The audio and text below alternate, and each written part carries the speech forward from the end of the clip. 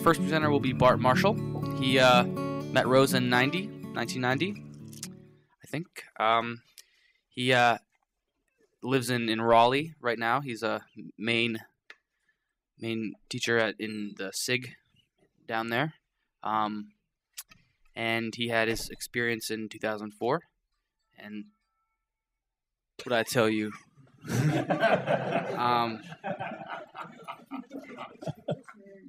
I think we should hand it to Bart.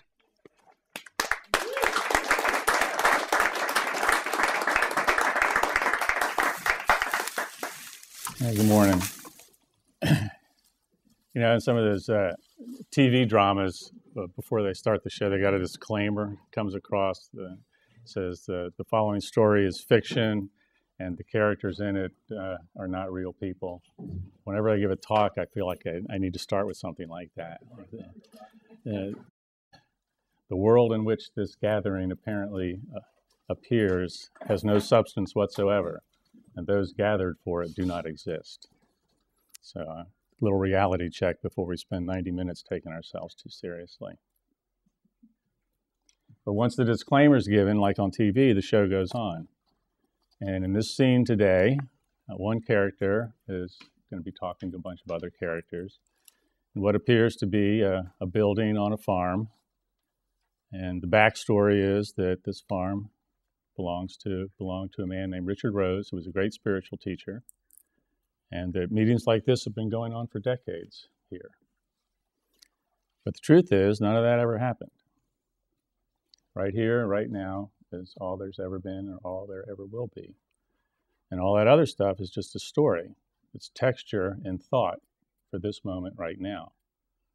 Never happened, never will. This is it, right here, right now, is all of it. And to weave in the theme for this weekend, that's the heart of the matter. The heart of the matter is this now moment, right now. Contains all. That's it. But we do tell stories. And one of those stories I'm going to tell right now. And that is that back in the 70s, I became very enamored with the Carlos Castaneda books. And for a period of years, I considered Don Juan and his buddy Don Genaro, I guess we say, to be my teachers. And I still think there's a lot of wisdom woven in those books and some wonderful quotes. And one of them I took for my title. As soon as I heard that the theme for this weekend was the heart of the matter, I immediately thought of this quote from one of the Castaneda books. The way this works with speaking at TAT, once you agree to speak at TAT, Art and Sean immediately want your title and your description. So about 3 months before you have any idea what you're going to say, you have to tell them what you're going to talk about. So I didn't really know what I had to say about A Path with Heart, but I knew that the quote was really inspiring to me. So, as this scene unfolds, the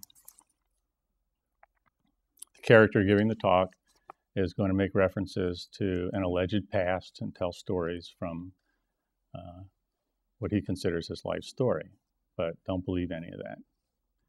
And he's also going to talk about spiritual matters in such a way that implies you have some control over your life and destiny, that maybe there's things you can or should do to change your life. But don't be taken in by that.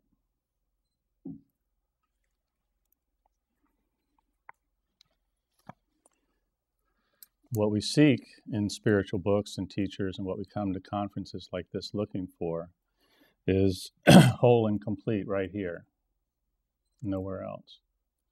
And when we stop looking for it elsewhere, we discover we're always in it. So, the story.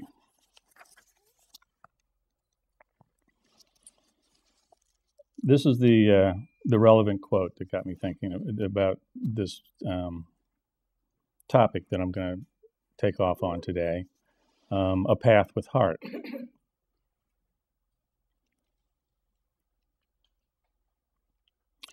Anything is one of a million paths. Therefore, you must always keep in mind that a path is only a path. If you feel you should not follow it, you must not stay with it under any conditions.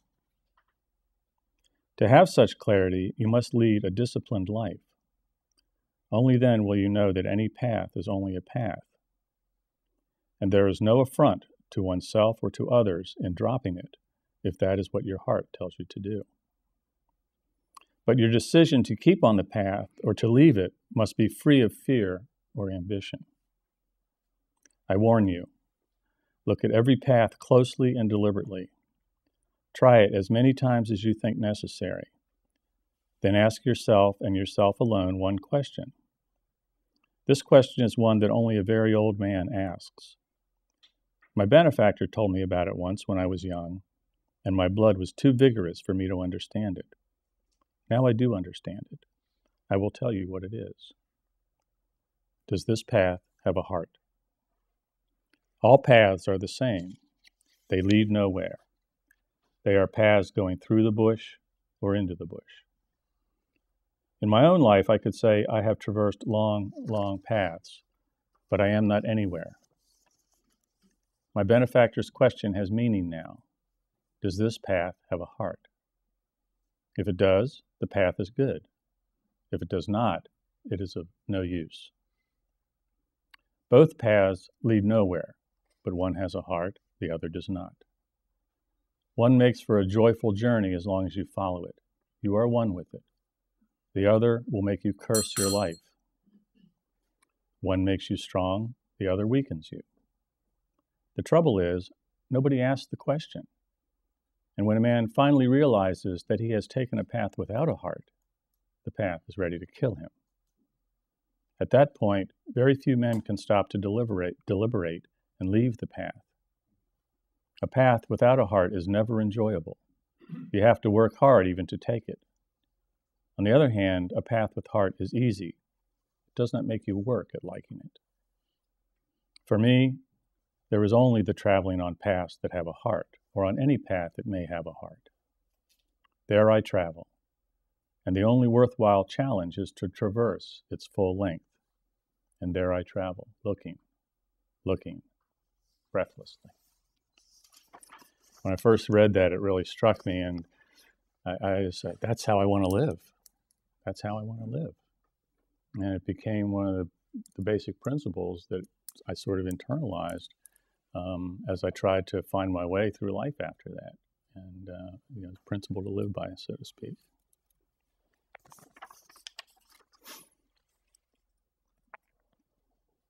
So,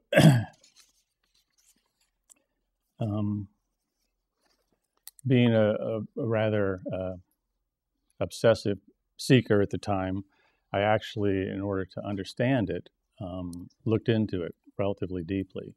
I mean, I was very taken by the poetry of it and by the feeling of it, but I couldn't say I really understood it. What is a path with heart? What does it feel like? How do you know when you're on one? How do you get to it? What does even heart mean? And so I, at one point, even sort of made a list of all the different ways that we mean heart. What do we mean by heart? And how does it apply to a spiritual path? And so after I decided what I might want to do with this topic today, I said, well, maybe we'll just go through that exercise again and just talk around heart and see where it leads us. So let me pass out something here while we do that.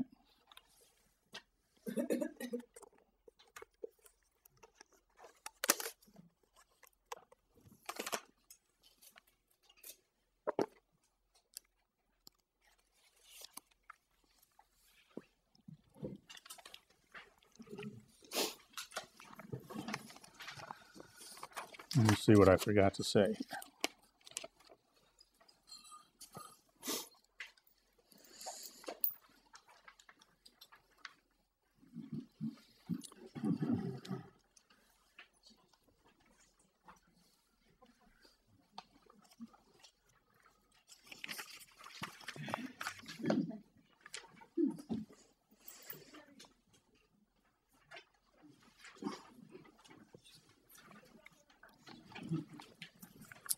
As seekers, we're always asking ourselves, what's my next step?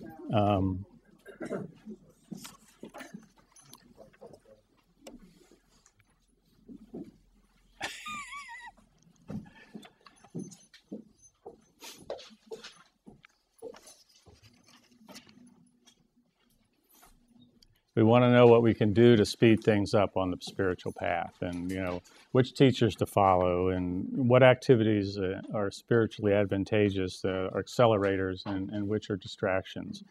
And so we want to know what the path should look like and how to proceed.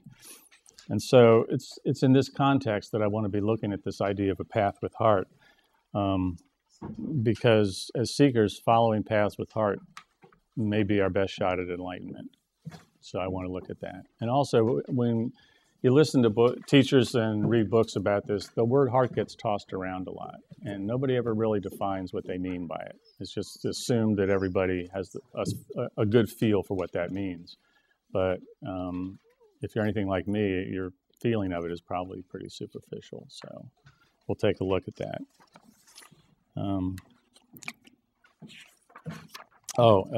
Another idea that I wanted to weave in too was the idea of the inner teacher, or what's called the Satguru, because the inner teacher is trying to communicate to us what we need to be doing in life on the spiritual path. The inner teacher is, external teachers are just reflections of the inner teacher. The inner teacher manifests an external teacher because you won't listen to the internal teacher. You don't trust it. And so he manifests external teachers so that, okay, I can listen to this guy. He's got a white beard. He must know something. But so how do we hear what the inner teacher has to say? Well, maybe following a path with heart is how the inner teacher communicates through heart, not through thoughts. Not thinking that we know what's going on, but these feelings. Well, anyway, that's the context that I want to look at this today. So anyway, on page 1 of the handout, it's just going through connotations of heart over the years. I mean, obviously, the word heart, the definition is just an animal organ that pumps blood, but obviously that's not what's meant by this. And so, we're just looking at a path with heart. The first thing that comes to mind is, well, do what makes you happy or follow your bliss. And certainly that's a big part of it. But we need to take a deeper look, because superficial advice like that, the mind will take that and run with it and use it to justify hedonism or bouncing from one whimsical distraction to another and just, I'm following my path with heart, but that's really not it. So that's why I want to look at all these different metaphorical connotations. Over the centuries, it's picked up a lot of metaphorical connotations. So, what are these connotations and how might they apply to what we mean by a path with heart? So on the handout, there's just a phrase in quotes of a common usage where we use the word heart, and in parentheses what the connotation of that is, and then underneath it in brackets, a statement that maybe says, okay, well, if we apply it to a path with heart, what does that say about it? So start with the theme for the weekend, the heart of the matter, and in this case, heart means source or center or essence. And so the implication is a path with heart aims at essence, leads to source. We say, in your heart of hearts, you know what's right. And there we mean, our higher self knows what's right. Our heart of hearts, our higher self. So a path with heart is in tune with your higher self. We say, he won her heart, meaning love. He won her love. Path with heart generates love. The feeling of love is associated. If you're on a path with heart, love is in the air.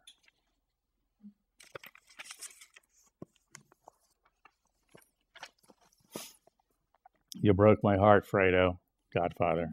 Great movie. Here, of course, Michael Corleone has discovered that his brother has been part of a plot to kill him. And he gives his brother a kiss on the lips and says, you broke my heart, Fredo. What does he mean? My faith, my trust. You betrayed my trust. And so, in this connotation, a path with heart builds or requires faith and trust. And I'll do the builds requires for several of these, because sometimes this usage of heart means you need that quality to even get started on a path with heart, but a path with heart will also build that quality. So builds and requires faith and trust. stepping a path with heart sometimes requires you step out into maybe the unknown.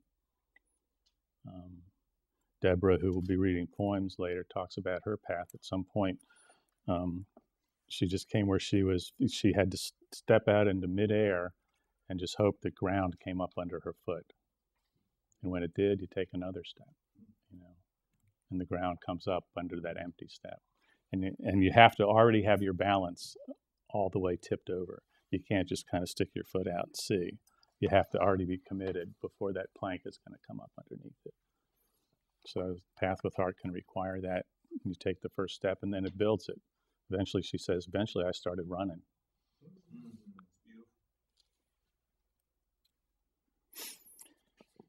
I heart New York, bumper sticker. Of course, in this case, we say it in our head, I love New York, but what do we mean? It's not love, romantic love. It's I enjoy New York. I love chocolate. I love Paris. I enjoy it. Path with heart is enjoyable. Joy comes into your life when you're following a path with heart. My heart goes out to them. I have compassion for them. Heart is an aspect of compassion, or is a representative of compassion. If you're on a path with heart, you have compassion for others may come into it. It's hard to stay on a path with heart when you're hurting people around you. That's probably not the way. So there's that implication as well. We watch sports games. Sports, you might hear the announcer say, he's not a very talented player, but he's got heart. What's he mean? Kid's got courage, commitment. There's no quit in him. He's got heart. So a path with heart certainly is often going to require that you have courage. It's going to build and require there's courage and commitment, and you can't quit. You get started and you stick with it. That was a big Rose principle, commitment. Yeah, I mean, Eric goes, you make a commitment, you make a decision, you carry it out. And you start small and you just keep doing it. Walk around the block once. I say, I'm going to walk around the block every night for a month. And then you do it. You got power. You fulfilled that commitment. Then you take the next step. You do something that takes even more commitment. And you build, it builds. Pretty soon you're ready to take on big stuff. And you're not afraid to say, I'm going to become enlightened. God damn it, I'm going to become enlightened. I commit to becoming enlightened.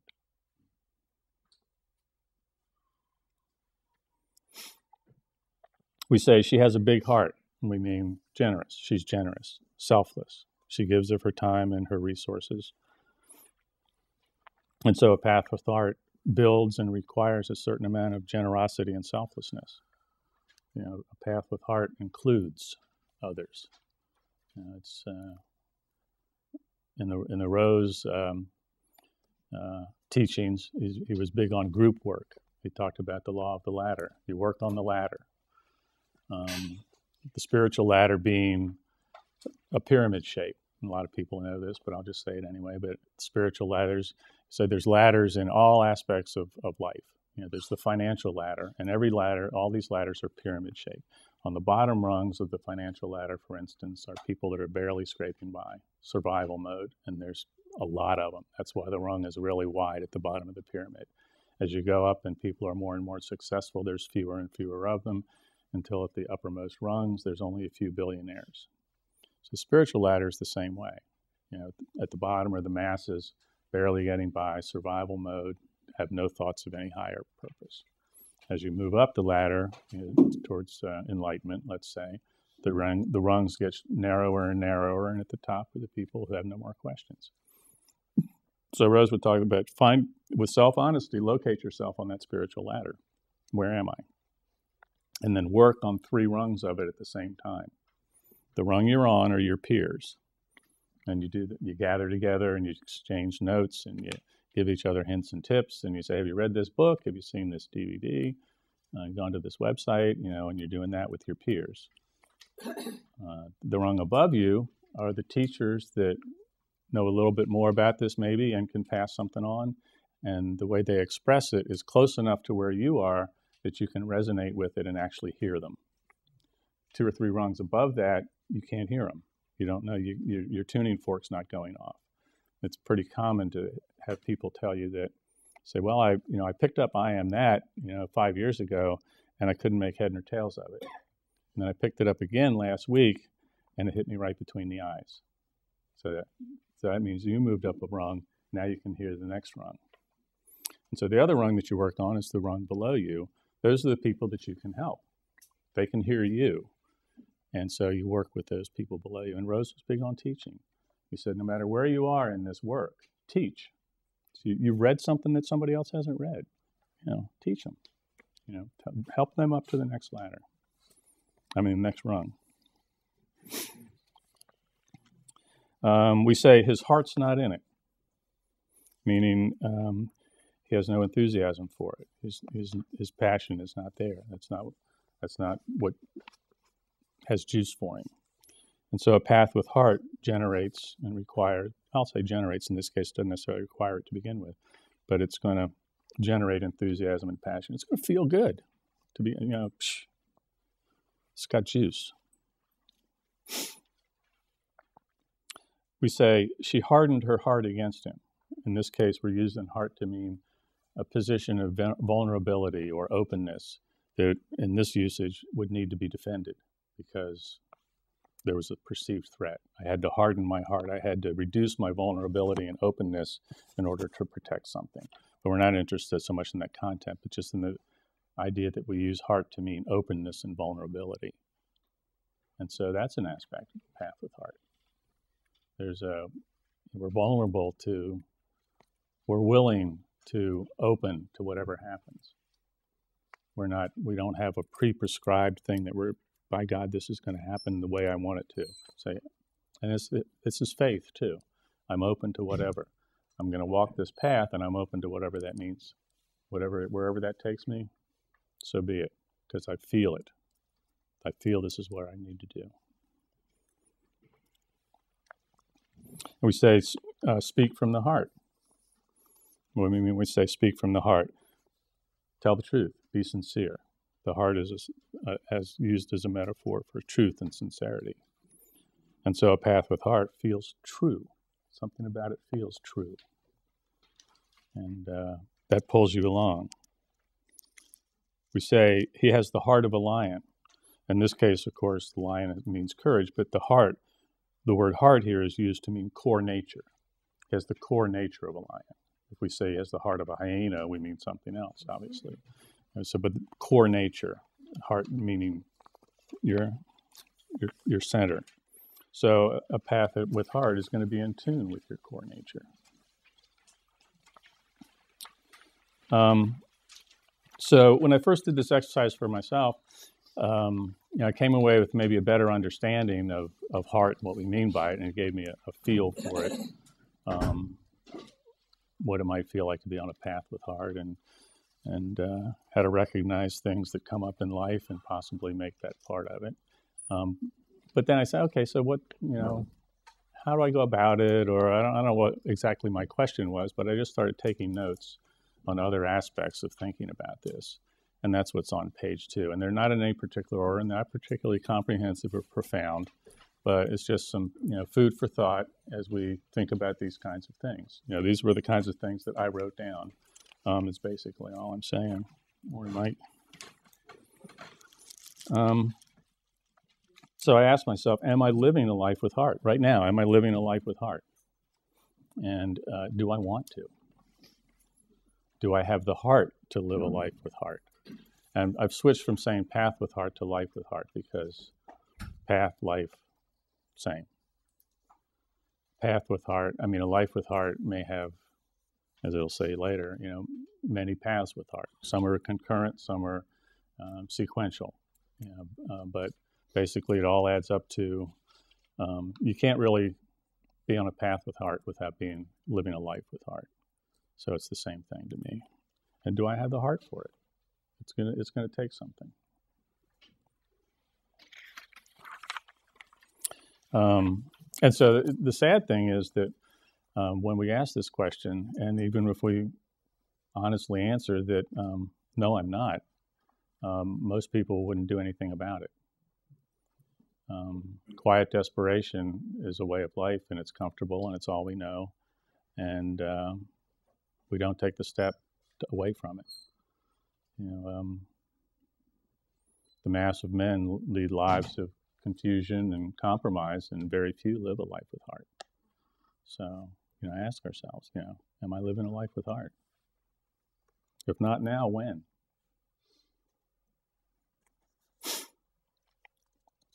As I say, a life with heart can contain many paths with heart.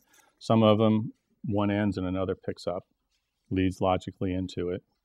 Other times you may be living two or three things that have juice for you at the same time. And that's okay. You just got to know. I wrote down, coming into alignment with heart is how you discover your purpose. And at some time or another in life, we all sort of become obsessed. What's the meaning of life? What's my purpose? Why am I here? It seems to be important. And when I talk about that as a separate topic, I'll often say, there is no purpose. This moment right now is whole and complete. It's not leading to something in the future that is somehow going to make it all worthwhile. This is why you were born, because 10 years from now you're going to do this. Makes a good movie, but that's not what's up. That's not what's happening. This is it. The purpose of life is this moment. That's it. No higher purpose. For whole and complete. This is all there is or ever will be. Whole and complete. But in the context of today's talk, then I'm going to say it a little different, is that our purpose in life may be nothing more than to live a life with heart. Doesn't have to be anything grand. God's saying, here's your life. Have fun. Surf. Don't complain.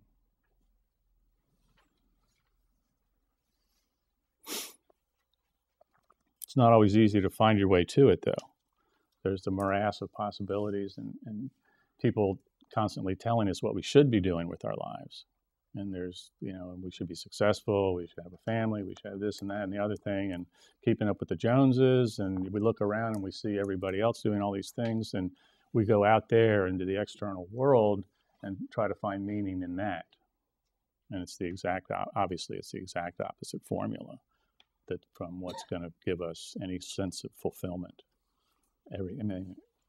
Regardless of what the problem is, this is the solution. Come back here. All the problems are out there. Solution.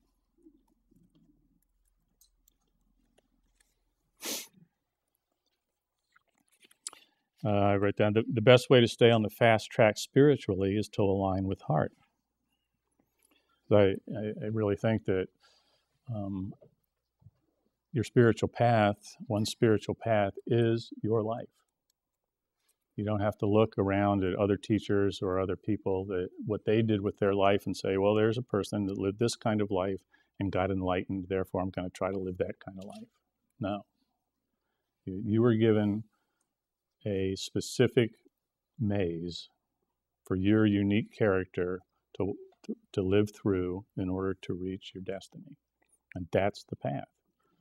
Don't trade that tailor-made path for something that you're trying to, something that you think is better because it was someone else's path. That your life is your path. Finding your way through that maze is the fast track to enlightenment.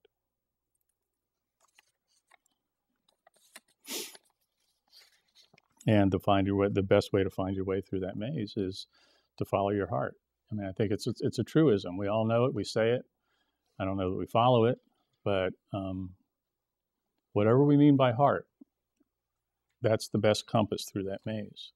Obviously, it's not mind.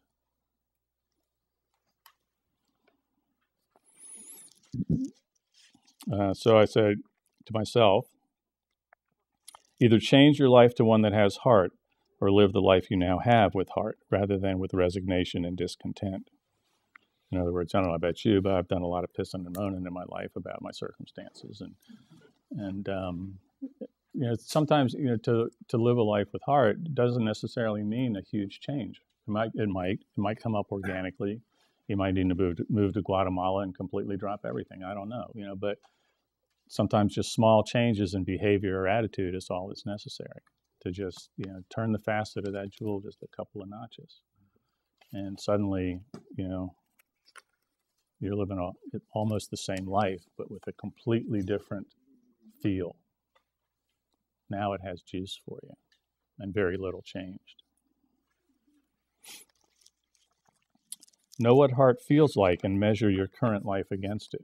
And that's a little vague to how you're going to do that. You know how that's kind of what I was getting at with the first part of this, where what do we mean by heart, the connotations of heart, and then know what, be familiar with that. So you've got these little qualities that you're looking for in your life, and what do they feel like, and how do you know when you hit it? What does a little alarm go off or something? Heather was telling me last night that she's had some things that she's done recently that literally give her a tremendous physical feeling that her heart is just being pulled out of her chest. That there's this, so obviously that's one thing. That's a pretty obvious one. You feel that, say, okay, there's some juice here. Let's go with that. But there's going to be a lot more subtle things too, that just sort of some little thing goes off in your head or your body that says, yes, this way, not that way. Choose this, not that. Get in tune with that so that you can make subtle adjustments, make adjustments based on subtle feedback.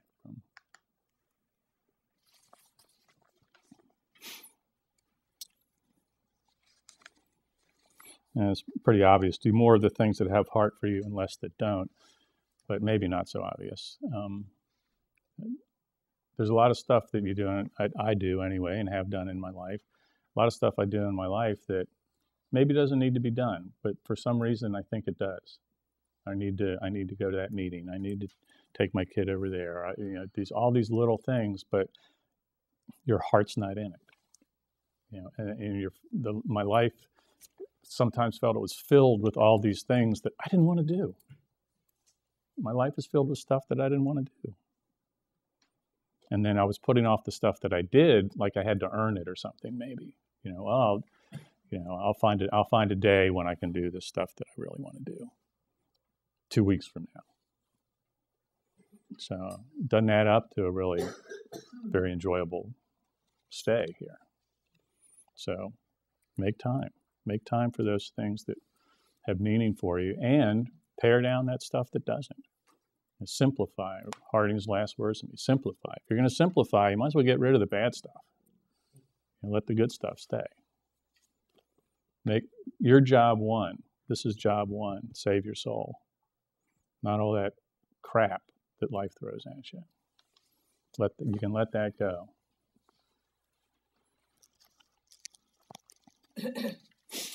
And this was sort of the reverse thing, how to feel it. When you're out of sync with heart, you feel anxiety, you're confused, you're depressed. So, that's the counter signs that say, okay, I'm off track here. And eliminate anything in your life that offends or weakens heart. There again, it seems obvious, but it's one thing to tolerate or compromise these duck nibblings in life that don't have a feeling of heart or don't have juice for you. But it's another thing it's absolutely deadly to do something that directly attacks heart, that weakens or compromises or offends heart.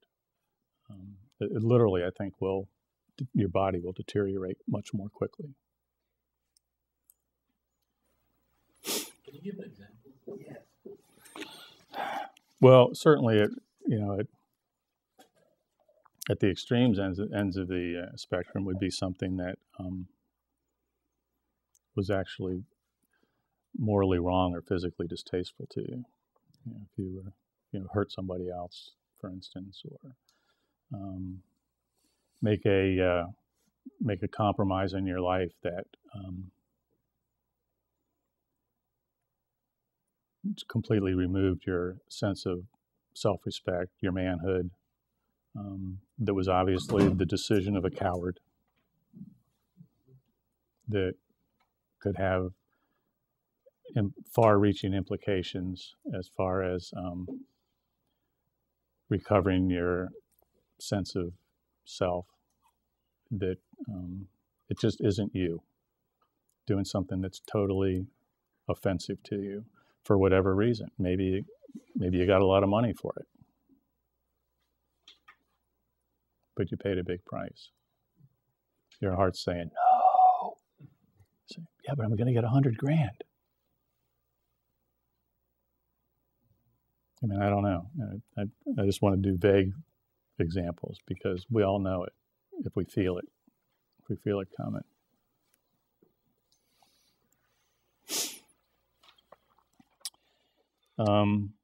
Learn the ways that heart speaks to you. We talked about this a little bit. It's not in thoughts, but in feelings and sensations. Obviously, don't expect to hear a voice in your head that's speaking for heart. That's not the avenue that it's going to talk to us.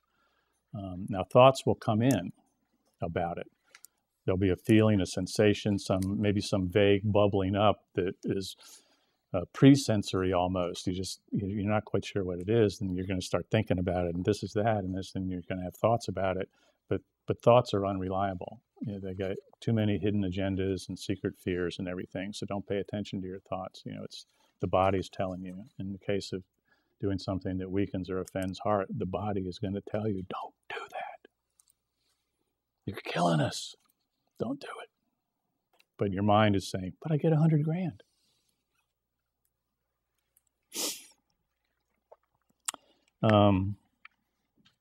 So some invaluable tools, well, in anything in spiritual work, obviously, but in trying to divine the ways of the heart, self-honesty in all things is absolutely essential. If you don't have self-honesty, if you're not getting accurate feedback, then anything that stems from that is going to be flawed.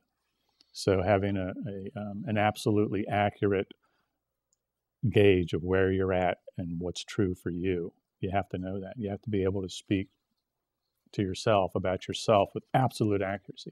Even if you want to bullshit everybody else, don't bullshit yourself. Draw the line there. Know what's really true for you. So self-honesty about all these things. And intuition. Rose talked a lot about intuition, which is something very hard to define, but we kind of know it when it's these vague sensations that's telling us something that's pre-verbal, pre-thought. You just know it. You just know, I need to do that. And to trust it. To know intuition when you feel it's a gut feel. It's the hunch, those sorts of things. And discrimination. Know shit when you smell it. Be able to, don't get conned in by, some social political correctness or social engineering. This is the way you should think. This is the way you should feel. No, I'm sorry. I can tell the difference. The emperor's got no clothes or whatever. Be able to discriminate for yourself. What's true, what's good, what's right.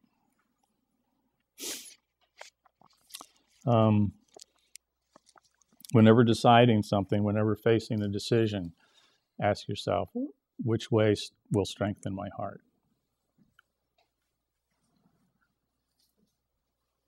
Strengthen it.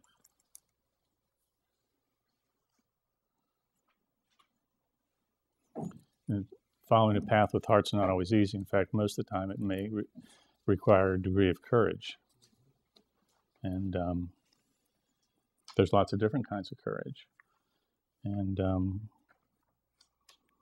it's not always clear what to do.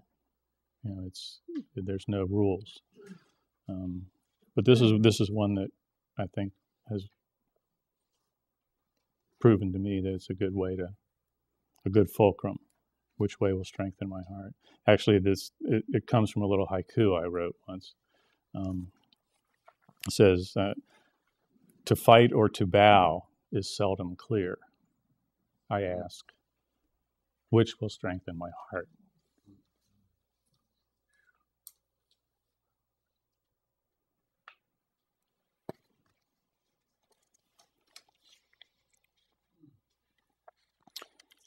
And the last one, I'm not even sure what I really mean by this, but arrange your life for joy. In other words, leave happiness a place to get in. I mean, it's we used to kid in the group sometimes about, Rose didn't use the word happiness. Sometimes the opposite. Sometimes, you felt like everything had to be a chore or wasn't worth doing. We referred to it as the H word.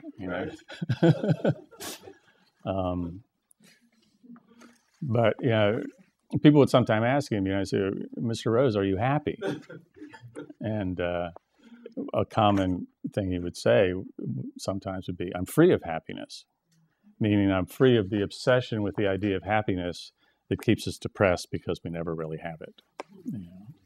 But something else that he would say sometimes was, I know what it is I want to do, and I spend 100% of my time doing it. That's a pretty good definition of a life with heart. Or happiness. Yeah, exactly. And if you're around Rose, he was a happy man.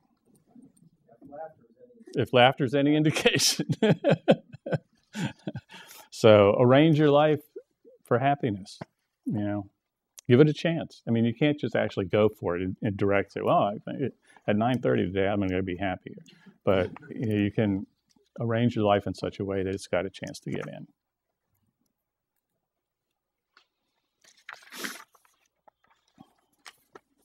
Of course, once enlightenment happens, as in Rose's case, it gets a lot easier because you live a life with heart spontaneously. Because you see everything, every moment is a gift, and so it automatically is fine. It's easy to be happy then, much easier to be happy. And because you see every moment as a gift, and you're in intimate contact with your heart of hearts. You know your heart of hearts. And so it's just a natural occurrence for your external circumstances to come into alignment with that. So as life goes on, it increases. It's almost impossible to not live a life with heart. It just feels too bad. You just can't do it. So get started early. Don't wait for that. And the last one is sort of a catch-all summary aphorism. A life with heart builds heart. It's a breeder reactor. The more you burn, the more fuel you get. Yes, sir. What? Till break 5 minutes. So what? Oh, sorry. Why are you telling me? Couple more things. I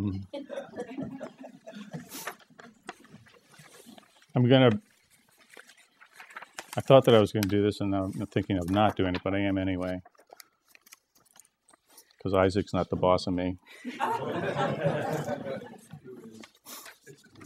So I'm going to reread the Don Juan quote and see if after we've done all this noggin stuff on it, if it has any more resonance.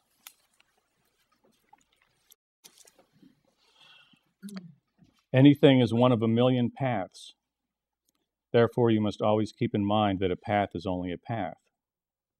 If you feel you should not follow it, you must not stay with it under any conditions. To have such clarity, you must lead a disciplined life. Only then will you know that any path is only a path, and there is no affront to oneself or to others in dropping it if that is what your heart tells you to do. But your decision to keep on the path or to leave it must be free of fear or ambition. I warn you, look at every path closely and deliberately. Try it as many times as you think necessary. Then ask yourself and yourself alone one question. This question is one that only a very old man asks.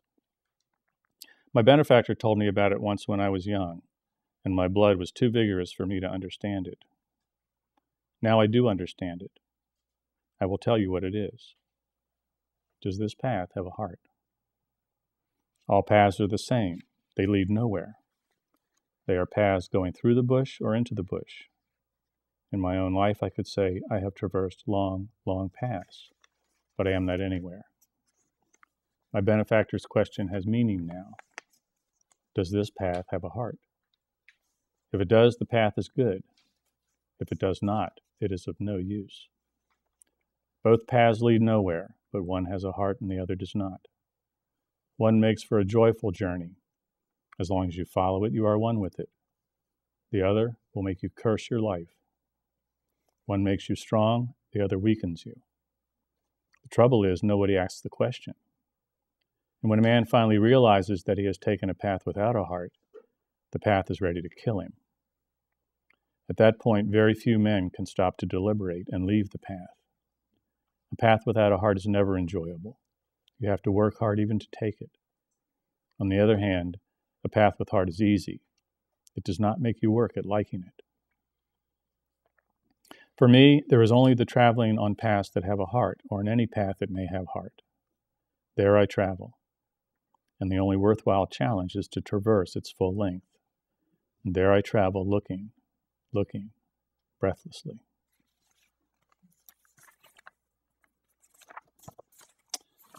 That's still not the end. Sorry.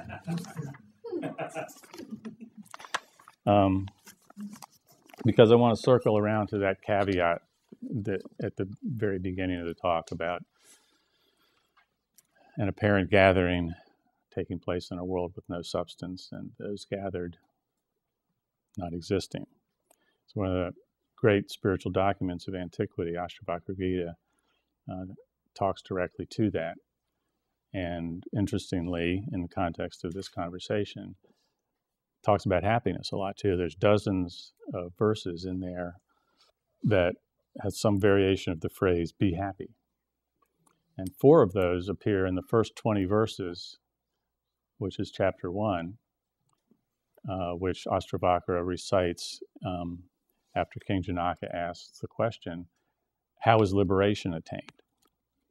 So Ashtavakra gives him 20 verses, and Janaka becomes enlightened. So I thought it might be worthwhile to read those 20 verses. Just in case. We might get lucky.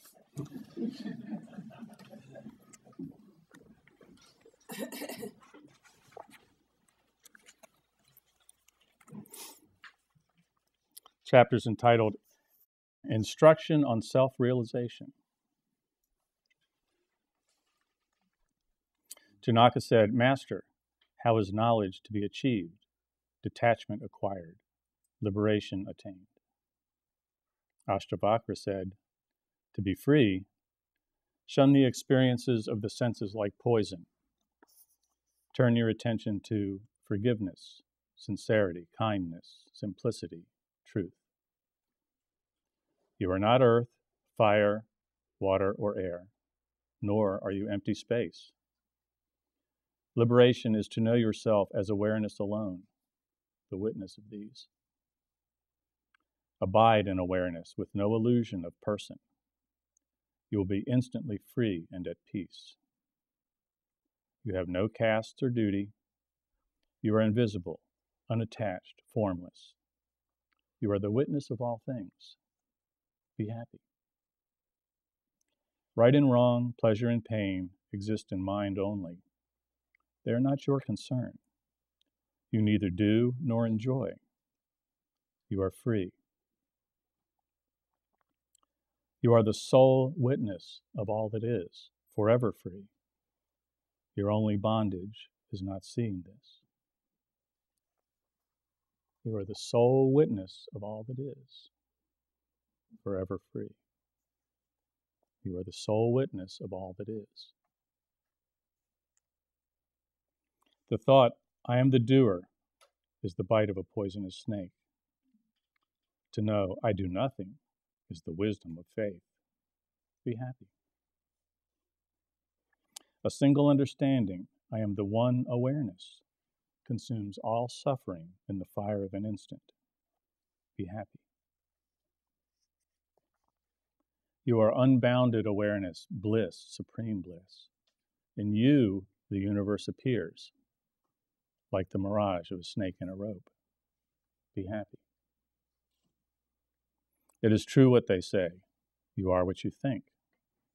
If you think you are bound, you are bound. If you think you are free, you are free. You are self, the solitary witness. You are perfect, all-pervading, one. You are free, desireless, forever still. The universe is but a seeming in you. Meditate on this. I am awareness alone, unity itself. Give up the idea that you are separate, a person, that there is within and without. You have long been bound thinking, I am a person. Let the knowledge, I am awareness alone, be the sword that frees you. You are now and forever free, luminous, transparent, still. Attachment to seeking keeps one in bondage. You are pure awareness, the substance of the universe. The universe exists within you. Don't be small-minded. You are unconditioned, changeless, formless. You are solid, unfathomable, cool. Desire nothing. You are awareness. That which has form is not real. Only the formless is permanent. Once this is known, you will not return to illusion. Just as a mirror exists both within and without the image reflected, so the Supreme Self exists both within and without the body. Just as the same space exists both within and without a jar, the timeless, all-pervasive One exists as totality. I'll read the first 3 verses of what Janaka said after getting hit by that lightning bolt. Janaka said, I am now spotless and at peace, awareness beyond consciousness. All this time, I have been duped by illusion. By this light alone, the body and the universe appear. I am everything and nothing. Seeing there is no universe or body, by grace, self is revealed.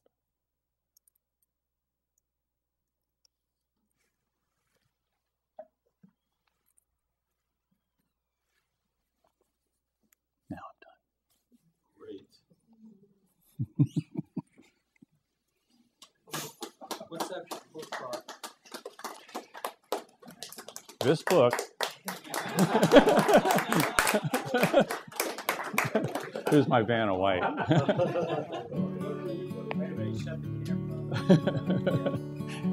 The Perennial Way by yours truly.